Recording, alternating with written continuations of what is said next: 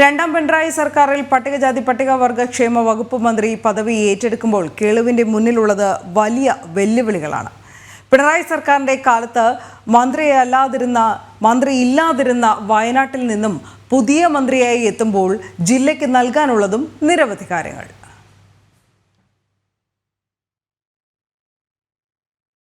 വയനാട്ടിൽ നിന്നുള്ള CPM-ന്റെ ആദ്യ മന്ത്രി. ഒന്നാം പിണറായി സർക്കാരിലും രണ്ടാം പിണറായി സർക്കാരിന്റെ 3 വർഷക്കാലത്തും മന്ത്രിയില്ലായിരുന്ന വയനാട് ജില്ലയിൽ നിന്നുള്ള ആദ്യ മന്ത്രി. പട്ടികവർഗ വിഭാഗത്തിൽ നിന്നുള്ള CPM-ന്റെ ആദ്യ മന്ത്രി. ഇങ്ങനെ വിശേഷണങ്ങൾ പലതു പറയാനുണ്ടെങ്കിലും OR കേളുവിനെ സംബന്ധിച്ചിടത്തോളം വെല്ലുവിളികളാണ് അനവധി.